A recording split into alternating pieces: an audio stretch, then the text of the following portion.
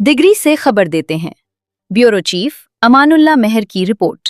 Degree नवाही इलाके की एक उम्र रसीदा खातून ने सहाफियों के नाम वीडियो पैगाम जारी करते हुए पुलिस पर बाअसर अफराद के ईमा पर चार दीवारी के तकद्दुस को पामाल करने और अपने शौहर व बेटे को बगैर किसी मुकदमे के गिरफ्तार करने का इल्जाम आयद किया है। खातून ने इंसाफ न मिलने की सूरत में प्रेस क्लब के सामने खुदसोजी की धमकी भी दी है।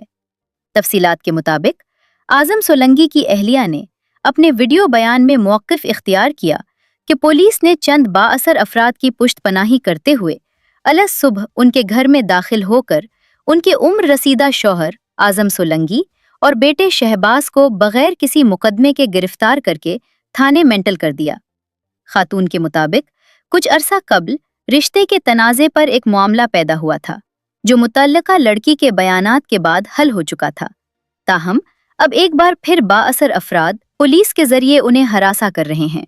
उन्होंने आला हुक्काम से मुतालबा किया कि पुलिस की मुबैयना ज़्यादतियों का नोटिस लेकर उन्हें इंसाफ फराहम किया जाए।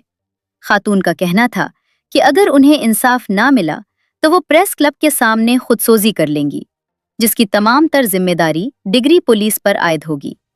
वाज़े रहे कि मज़कूरा इल्ज़ामात खातून की जानिब से आयद किए गए हैं, जबकि इस हवाले से पुलिस का मौक़िफ़ ताहाल सामने नहीं आया।